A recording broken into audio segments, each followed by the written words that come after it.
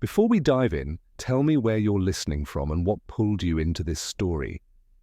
If it spoke to you, drop a comment. Your words help keep history's forgotten voices alive. The gardens of the Palatine Hill are quiet. Too quiet. Moonlight drips across marble like spilled milk, and somewhere inside the imperial villa, a woman is running. Her bare feet slap against the polished stone. Laurel branches claw at her arms. A silk robe, torn, filthy, unfastened, clings desperately to her shoulders as she flees through a world that once bowed at her feet. Behind her, soldiers. Ahead of her, nothing but shadow. And this woman, this trembling creature cornered like a hunted animal, is Messalina, Empress of Rome, wife of Claudius, mother of heirs, descendant of gods and generals. And tonight, Rome has decided she must die. But here is the first lie history tells. Messalina did not fall because of lust. She fell because of power. She stops beneath a cypress tree, chest heaving, eyes wide with the wild, sick understanding that her story, whatever it was, whatever it truly meant, no longer belongs to her. A runner bursts through the foliage, torchlight flickering across bronze armor, and in that golden glow you can see the shape of the narrative Rome has built around her. Temptress, monster, nymphomaniac, traitor. Every slur, forged by men who feared her influence more than any rumor about her body. Rome forgives corrupt men before it forgives powerful women. But that's the thing about powerful women in ancient history. When men couldn't control them, they rewrote them. And Messalina?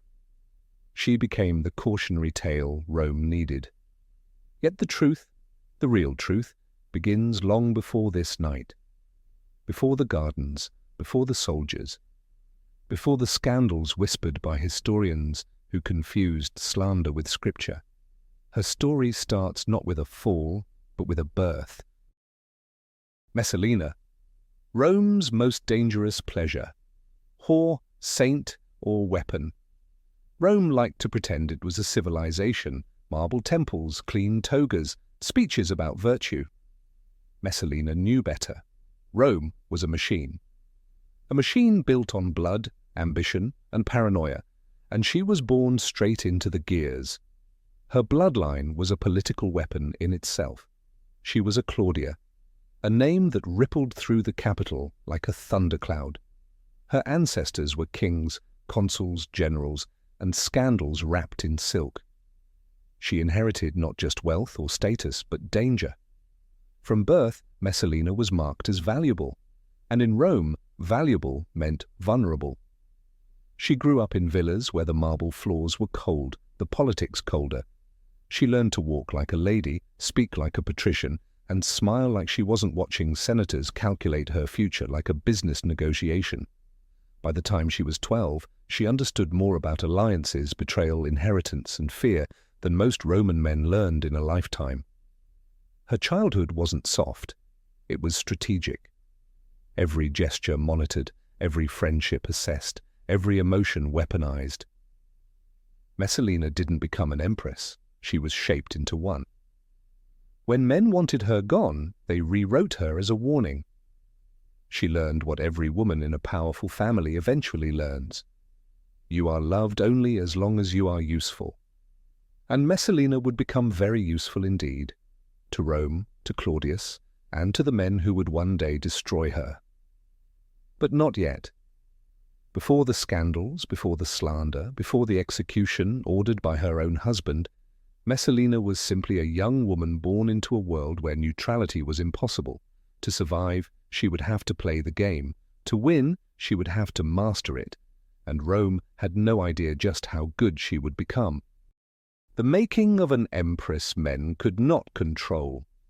Before Messalina ever met Emperor Claudius, Rome was already reshaping itself around her, though no one realized it yet.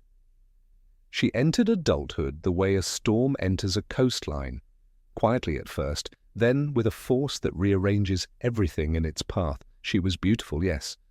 Roman historians obsess over that as if beauty were her only currency. But beauty alone didn't carve her into history. It was her intuition, her reading of people, her understanding of the Senate's hypocrisy and the palace's pulse. She grew up learning how to stand still while men circled her like wolves pretending to be philosophers. By her mid-teens, Messalina understood three things perfectly. Men wielded power through titles. Women wielded it through influence. Influence, in the right hands, was far sharper. When the imperial marriage arrangements began, that endless, brutal matchmaking game played by old men drunk on their own authority, Messalina was placed on the board like a valuable chess piece. Her lineage made her irresistible. Her youth made her malleable. Her political potential made her dangerous. So of course she was chosen for Claudius, a man nearly 3 decades her senior, a man brilliant, awkward, underestimated, often dismissed as a scholar too clumsy for imperial life, a man whose family had mocked him since childhood, and who suddenly found himself emperor. To most of Rome, Claudius looked like a placeholder, a stopgap ruler, until someone stronger pushed him aside. To Messalina, he looked like opportunity. But here is where history simplifies things beyond recognition. Rome likes to say she manipulated him. Rome likes to say she seduced him into foolish decisions. Rome likes to say she corrupted him. But the truth, the human truth, is more complicated. Claudius adored her, not because she tricked him, not because she bewitched him, but because Messalina was one of the only people in his orbit who actually believed he could rule. Before her, Claudius had been laughed at. With her, he had a partner. And Messalina found something in him too. Not love, necessarily, not romance in the idealistic sense, but stability, safety, a chance to shape Rome from behind the throne instead of beneath it. They were mismatched, certainly, but they were effective. At first, under Claudius's reign, Messalina gained access to the palace's inner mechanisms. The gears she'd watched shred her own family. She learned which senators feared exposure, which generals feared irrelevance, which freedmen held the emperor's ear, which relatives plotted quietly behind fig-leaf courtyards. She learned quickly, too quickly, for Rome's comfort. Because Messalina wasn't content with being a decorative ornament beside the emperor's chair. She made decisions. She gathered allies, she removed threats, she rewarded loyalty and punished betrayal with a precision that looked, to her enemies, like cruelty. To Messalina it was survival. In Rome, a man could kill for politics and be called strategic. A woman could whisper for politics and be called monstrous. But Rome wasn't used to a woman who played the political game this well. And when Rome encountered something it didn't know how to control, it did what it always did. It invented a story. Whispers became rumors. Rumors became chronicles. Chronicles became history. And Messalina, a brilliant, ambitious, calculating Messalina, began transforming into the villain Rome needed her to be. Not because she committed some unspeakable sin, but because she dared to exist outside obedience, because she dared to influence an emperor, because she dared to win, just as the storm clouds form. As Rome prepares a trap built not from facts, but from fear of a woman who would not stay small. They invented a monster history likes to pretend it simply records events. The truth? History has always been a sculptor, carving women into whatever shape makes men feel safest. Messalina's fall didn't begin with any crime she committed. It began with a feeling, a prickling, creeping, unspoken fear running through Rome's most powerful men. What if the emperor listens to her more than he listens to us? That fear was enough to start the machine. Senators who'd bowed to her suddenly whispered about her ambition. Generals she had protected now murmured that she was dangerous. Court officials who owed her their careers reshaped themselves into victims, wide-eyed and trembling, as if Messalina's influence had been a kind of sorcery. Her popularity made her threatening. Her intelligence made her inconvenient. Her proximity to the emperor made her intolerable. This is the part of the story where misogyny stops being subtle and becomes policy. Tacitus, Rome's favorite scandalmonger, would later write that Messalina burned with lust and was incapable of restraint, that she prowled the palace like a predator, poisoning rivals and seducing half the empire. Not because any of that was provably true, but because it was useful. Calling a woman ambitious might not sway the public. Calling her hysterical, adulterous, insatiable, that could topple an empress. Men have always known which stories stick. So the rumors bloomed like rot. They said she manipulated court decisions to eliminate enemies. They said she ruined wealthy families for amusement. They said she took lovers freely and publicly. They said she forced noblemen to degrade themselves for her entertainment. They said everything except the truth. Messalina was doing exactly what Rome's male politicians did daily, only she did it better. Her moves were strategic. Her alliances were calculated. Her enemies were the kind of men who didn't tolerate losing to a woman. But the story Rome needed wasn't about politics. It was about morality. A fallen woman, a reckless seductress, a cautionary tale draped in silk. That is why the rumors about her sexuality grew louder than any discussion of her intelligence or her influence. Rome couldn't accuse her of treason with evidence, so it accused her of treason with anatomy. Call a woman powerful and men look nervous. Call her promiscuous and they stop listening to her entirely. And then, like every great downfall, it came to a head through a single, perfect opportunity.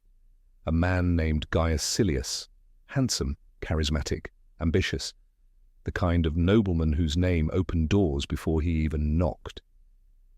Silius became Messalina's friend, perhaps lover, perhaps political ally, perhaps both. The records are contradictory because Rome wanted them contradictory. Confusion is useful when you're rewriting a woman into a villain. But here's what we do know. Silius was rising too fast. They invented a monster history likes to pretend it simply records events. The truth? History has always been a sculptor, carving women into whatever shape makes men feel safest. Messalina's fall didn't begin with any crime she committed. It began with a feeling, a prickling, creeping, unspoken fear running through Rome's most powerful men. What if the emperor listens to her more than he listens to us? That fear was enough to start the machine. Senators who'd bowed to her suddenly whispered about her ambition. Generals she had protected now murmured that she was dangerous. Court officials who owed her their careers reshaped themselves into victims, wide-eyed and trembling, as if Messalina's influence had been a kind of sorcery. Her popularity made her threatening.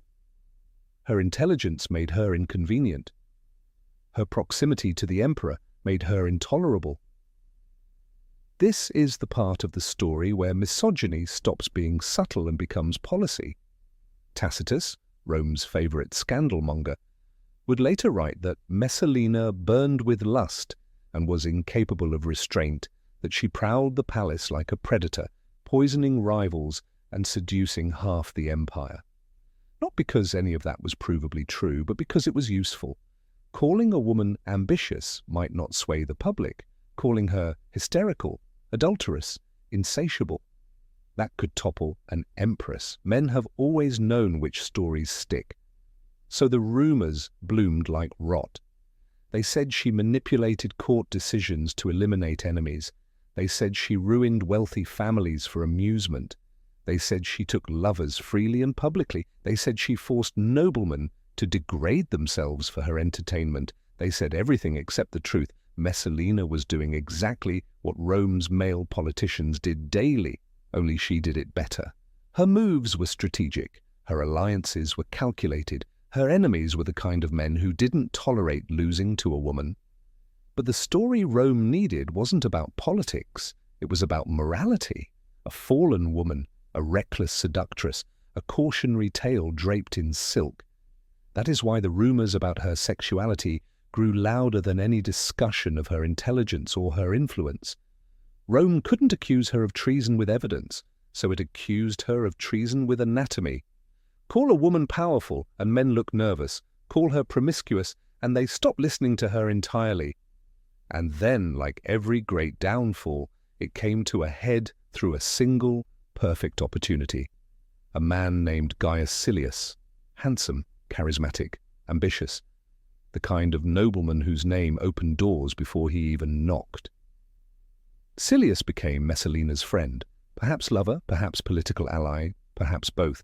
The records are contradictory because Rome wanted them contradictory. Confusion is useful when you're rewriting a woman into a villain. But here's what we do know. Silius was rising too fast. The marriage that never happened, and the betrayal that did. Rome loved spectacle.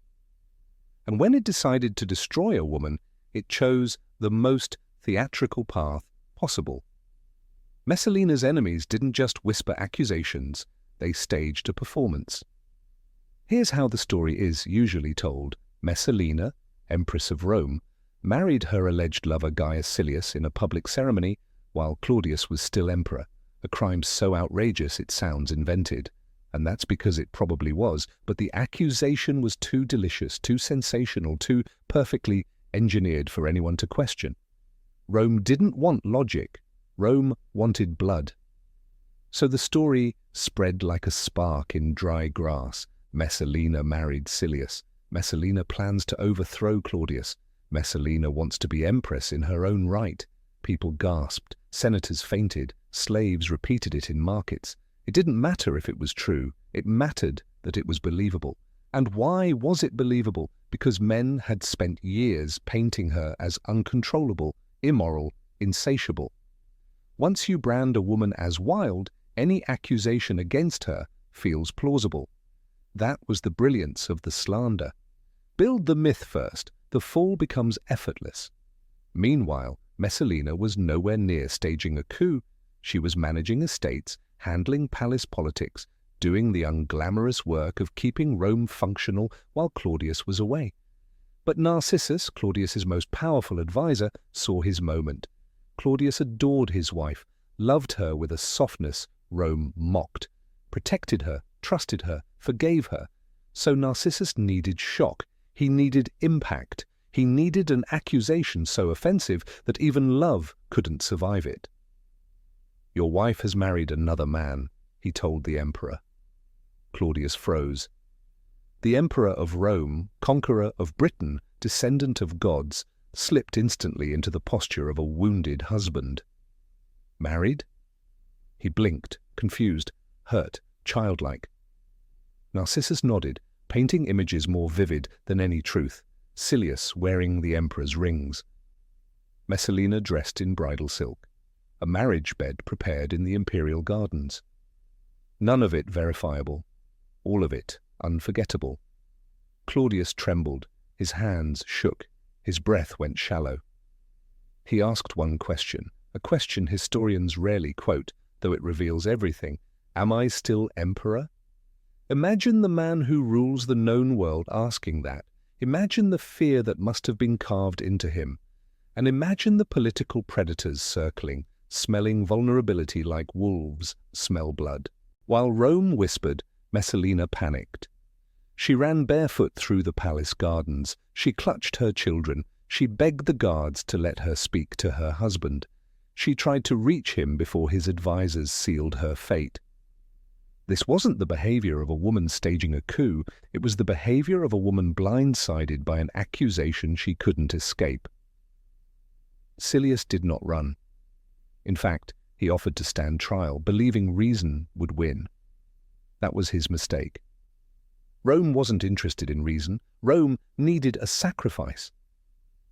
Silius was executed swiftly, too swiftly for any real investigation. His body fell to the ground, and with it, the last man who could have contradicted the narrative. Messalina's world collapsed moment by moment. Her friends were dragged off. Her servants were tortured for confessions. Her property was seized. Her reputation, already frayed, was incinerated. The Senate declared her an enemy of the state. Claudius, confused and frightened, allowed his advisors to make decisions he later wouldn't even remember signing. Because here's the truth no historian enjoys saying aloud. Claudius didn't destroy Messalina. His fear did. And Narcissus used that fear like a blade. As Messalina waited in a villa on the outskirts of Rome, trembling, hopeful that her husband would eventually listen, the emperor, ate dinner, drank wine, smiled faintly. He even asked when Messalina was coming home. Narcissus realized he had minutes, maybe seconds, before the emperor's resolve cracked. So he sent soldiers. The execution and the story that survived her. Messalina waited in the gardens, not the palace gardens. She had been pushed far from home to a villa Claudius once used for retreats, a place meant for relaxation, not annihilation. Night had fallen, the air was cold, and the woman who had once commanded the empire's attention now sat alone on the grass, still hoping, desperately, foolishly, that her husband would ask to see her. Because if she could just speak to him, just one moment, one breath, she knew she could change everything. She had done it before. She had soothed him, charmed him, steadied him. She had protected him politically, socially, emotionally. She had been the hinge that kept Claudius from snapping under the pressure of being emperor. But love cannot outrun fear, and Narcissus had reached Claudius first. Messalina's last chance died the moment the emperor lifted a cup of wine and said absently, "Bring my wife tomorrow. I'd like to speak with her." That softness, that hesitation, terrified Narcissus, because a single conversation would unravel the entire plot. Claudius would forgive her, and Narcissus would lose everything. So he made the decision himself. He gave the order. The soldiers rode out into the night. Messalina heard them before she saw them, boots on stone, metal brushing metal, a murmur of voices meant to sound official, not cruel. She stood, tried to steady her breathing, tried to imagine Claudius walking behind them. She asked the soldiers if her husband had sent them. They did not answer. That silence, more than any shout, was the truth. Messalina's courage snapped and mended in the same heartbeat. She begged for mercy, then she demanded to see the emperor, then she threatened the heavens, the Senate, the fate of Rome. None of it mattered. Narcissus himself stepped forward. The empress stared at him with a hatred that should have burned the grass beneath her feet. "You," she whispered. A verdict, not a greeting. Narcissus offered her the one thing Rome always offered its disgraced nobles: die with dignity, take your own life. In their world, suicide was not defeat, it was the last scrap of control. But Messalina had been raised for power, not for death. She had no training in ending her own life. Her hands shook too violently to hold the blade properly. This, more than anything, is what historians try to skip. Messalina wasn't the monster in the stories. She was a frightened woman in the dark. She pressed the dagger to her chest, but her body rebelled. She tried again, breath ragged, tears carving lines through the dirt on her face. Her fingers slipped. Her resolve broke. Rome may forgive many things, but it never forgave weakness in a woman. Narcissus grew impatient. He nodded to the centurion. The soldier stepped forward. A single strike, the kind of execution designed to be efficient, not poetic. Messalina fell into the grass. The empire exhaled. Claudius was told the next morning at breakfast. He blinked, nodded, sipped his wine, and said, "Bring my wife to me tomorrow." Silence followed. A silence so thick it felt like the room itself cracked. When they told him she was already dead, executed on the orders of his own advisor, Claudius stared at his cup as if the answer might rise from the wine. Historians debate what happened after. Some say he went blank, retreating into confusion. Some say he raged. Some say he mourned only in private. One truth appears again and again. He never spoke Messalina's name again. Rome erased her with the efficiency of a machine. Statues removed, names chiseled out, images smashed, stories rewritten. Messalina became a cautionary tale, not a person, a warning to ambitious women, a sermon about lust, a weapon to keep wives obedient. Every historian, every poet, every playwright added something new to her legend. She slept with everyone. She corrupted the empire. She tried to overthrow her husband. She was insatiable, uncontrollable, monstrous. Convenient, isn't it? When a woman dies, men finally feel safe enough to exaggerate her sins. And the louder the tale, the easier it is to bury the real reasons she was eliminated. She was politically effective. She was popular with the people. She influenced Claudius too much. She threatened the men around the emperor simply by existing, but Rome couldn't say that. So Rome said she was a whore. If the truth won't kill a woman, the story will. And that's how Messalina survived the centuries. As a caricature, not a human being. But scrape away the slander, and you find a woman built for a world that hated the fact she was good at surviving it. A strategist, a power broker, a mother. A wife who navigated an emperor's court with more competence than half the men who tried to destroy her. Her real crime wasn't lust, it was influence. Her real danger wasn't desire, it was intelligence. Her real sin wasn't adultery, it was ambition in a world that offered no script for ambitious women. And so Rome wrote its own script for her, a script made of lies, a script that fit neatly into a world terrified of women who could reshape it. The woman Rome needed to blame Messalina didn't survive Rome, but her reputation did. And like most reputations sculpted by men in power, it tells you far more about them than it ever did about her.